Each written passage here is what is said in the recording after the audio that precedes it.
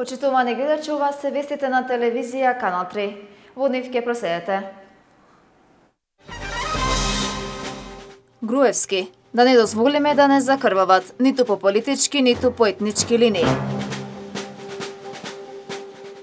Меѓугранична соработка Дебар-Пешкопеја. Регионални надпревари по математика во Центар Жупа.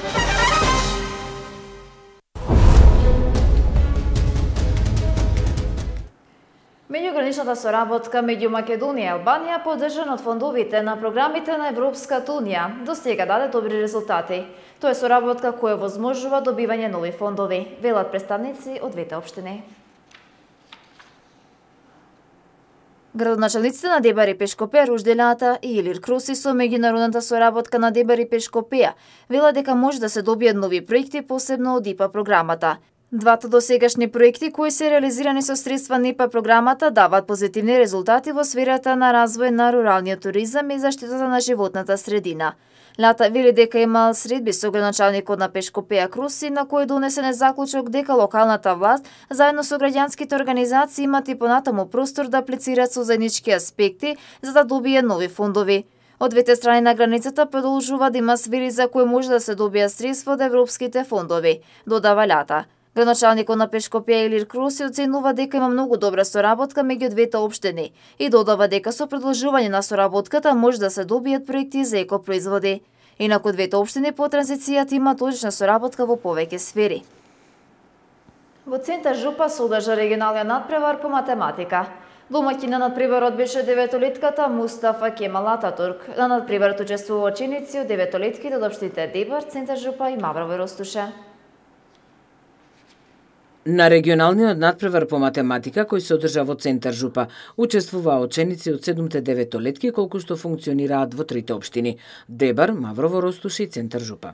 Се одржува регионална надпревар во Центар Жупа, што ние како наставници и како ученици сум многу заблагодарни за во оквир на сета организација, а вкупно ги имат околу од три општини денеска се надпреваруваат: Маврово, Ростуше,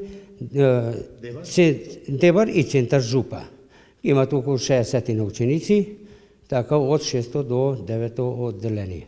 Според делегатот определен од државните надпревари Решат Маловски, во 6-тите одделенија најдобри резултати постигна Албен Максути од Скудриње. Во надпреварот за ученици од 7-те одделенија надојбар беше Алица Диковски од Целодолно Косоврасти, во 8-те одделенија победи Смаил Османовски од Дебар, додека меѓу учениците од деветолетките најдобар беше Исамедин Османлиу. Надпреварите се оценети како позитивни и на нив се покажани солидни познавања од математиката. Првопласираните од 8-ти и 9-тите одделенија ќе учествуваат на државниот надпревар по математика, што ќе се одржи во Скопје. Утре Советот на општина Дебар ќе одржи 23-та седница на трета поред во ова календарска година. Советниците ќе расправат за одредени одлуки информации во сферата на инфраструктурата, но и други битни прашања за работата на одредени институции.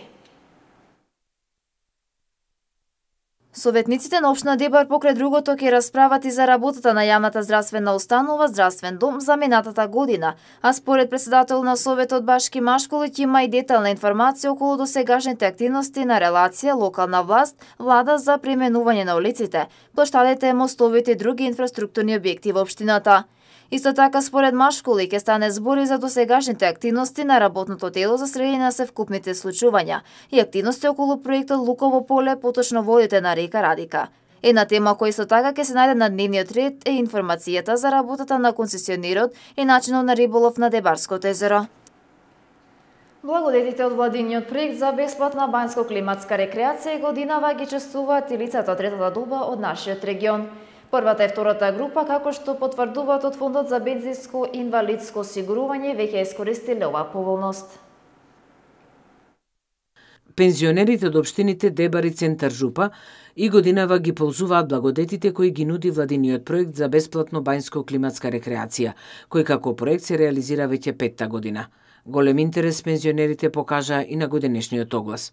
Во определениот рок аплицирале 273 корисници на пензија за бањско-климатска рекреација.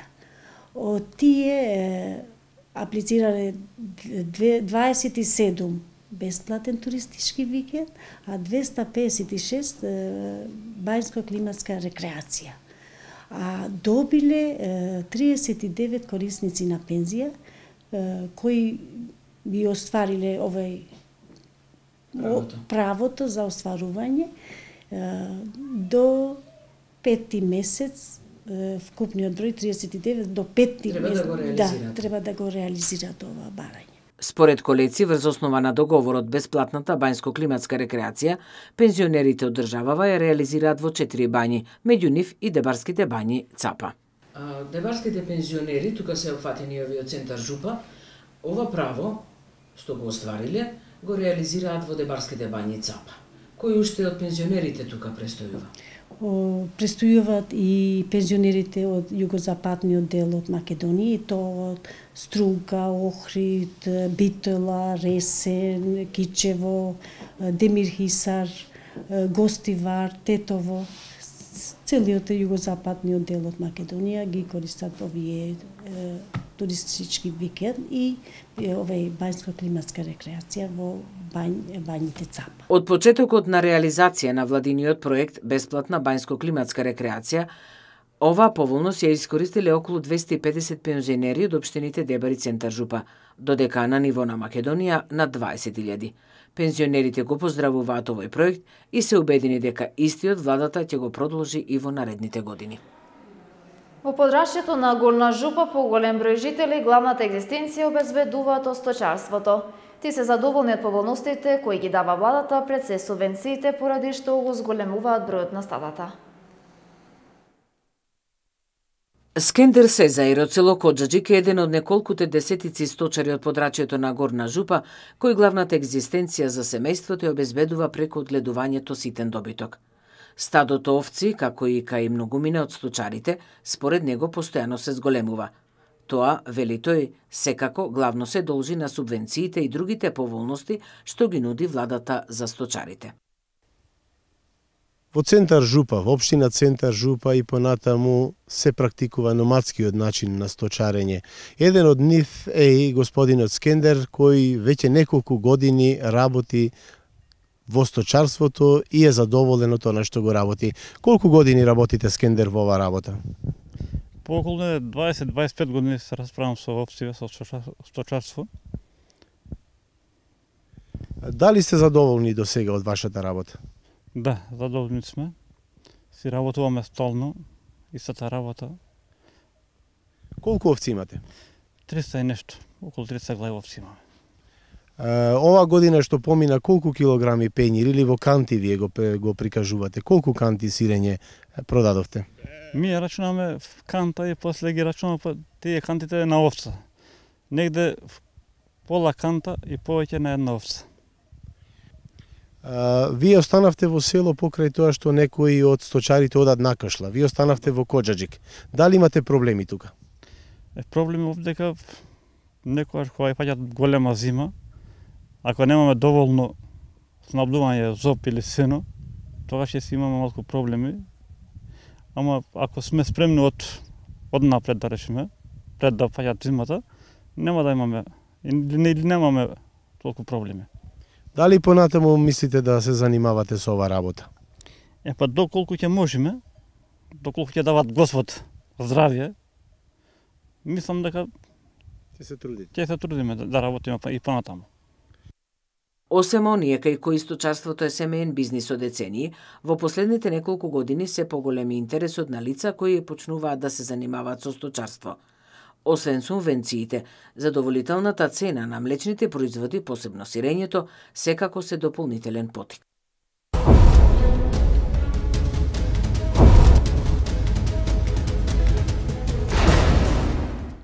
Почитувани гледачи, во приложение ги емитуваме вестите од нашава земја. Некој очигледно не сака Македонија да оди напред и што измислил да го искористи човекот и луѓето околу тој човек, кој многу лесно може да им помогне. Ние нема тоа да го дозволиме. Проектите ќе продолжат, порача премиерот Никола Груевски од масовниот собир во Штип, при што ги потсети граѓаните дека не смеат да дозволат да бидат закрвавени по ниту една основа. Има се поголем број инвеститори кои сакаат да инвестираат. Набргу ќе соопштиме уште. Тоа значи нови работни места, тоа значи помош за македонската економија, ангажман на домашни компании, директна помош за македонските семејства. Слушам во последно време се почесто се зборува дека откако видоа дека ова што го прават не им проаѓа кај граѓаните, ќе пробаат да инсценираат и да искреираат случаи кои ќе разгори меѓу етнички тензии.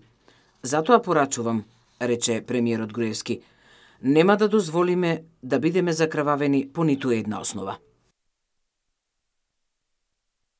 Лидерот на Демократската унија за интеграција Али Ахмети на првиот дводневен партиски темаски конгрес што се одржува во Скопје денеска ги повика сите партиски органи и секој член да го подигнат натре партиското единство, да го продолжат градењето партнерство со меѓународната заедница кон членство во НАТО и ЕУ, да продолжат со напорна работа кон целосна имплементација на Охридскиот договор и целосно остварување на рамноправноста, како и да се продолжи со одговорноста кон граѓаните.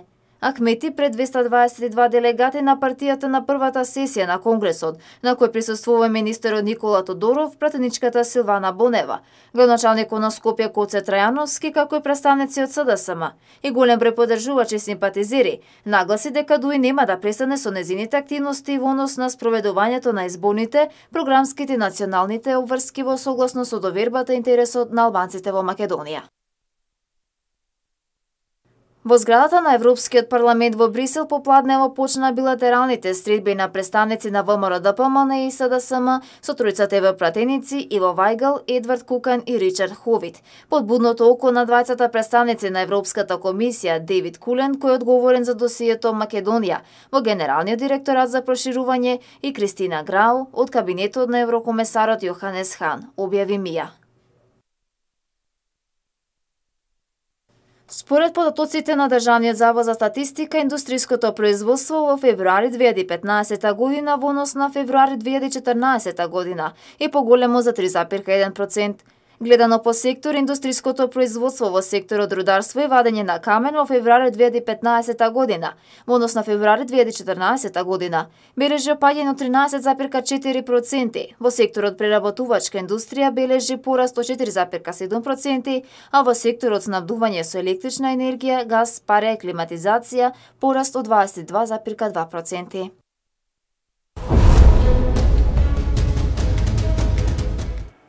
По вестите од Македонија да ги проследиме вестите од регионот и светот. Грчкиот премиер Алексис Ципрас изрази надеж дека преговорите со меѓународните кредитори ќе бидат успешно завршени за неговата земја. Убеден сум дека разговорите наскоро ќе бидат среќно завршени во ова прва фаза од преговорите и дека ситуацијата ќе биде нормализирана, изјави Ципрас за неделникот Real News. Ципрас тоа го изјавил како гувернерот на Германската централна банка Јенс Вајдман во петокот изјави дека е против новитни средства за Грција, обвинувајќи владата во Атина дека ја изигрува довербата што ја укажана. Ципрас нагласи дека не може да замисли демократска Европа да избере пат со грчки излез од еврозоната. Опозицијската десница постигна голема победа во однос на владеачките социјалисти по вчерашниот втор круг на локалните избори во Франција. Инаку локалните избори се одржуваат на 2 години пред претседателските избори во земјата. Десничарската партија Сојузно народно движење на поранешниот француски претседател Никола Саркози и незините сојузници од центарот обезбедија контрола над 66 департмани од вкупно 101. Левицата, која е на власт, победила само во 33 департмани. Според резултатите, 25 департмани по изборите преминале од левицата во рацете на десницата. Но сега левицата контролираше 61 департман, а десницата 40. Локалните избори во Франција се предпоследен тест во пресред на претседателските избори во 2017 година. Председателите на земјите од Арапската лига кои се заседава во египетското одморалиште Шарм ел Шейх начелно се договорија за формирање заеднички војни сили за борба со терористичките групи, изјави во неделата египетскиот председател Абдел Фатах ал Сиси. Ова објава најавена пред почетокот на арапскиот самит доаѓа во моментите кога коалицијата од 9 сунитски арапски земји четвртокот во Јемен ги бомбардираат позициите на милицијата на шиитското арапско племе Хути, кои имаат поддршката од шиитски Иран, кои во својот бунт против напредувањата на радикалните сунитски групи блиски на Ал-Каида зазема големи делови од земјата, а од главниот град Сана побегна властите кои ги признаваат јеменските соседи. Воздушната операција арапските земји ја оценя како испит за нейните заеднички сили. Почитувани гледачи, тоа беа вестите на телевизија Канал 3. Ви благодариме на вашето внимание.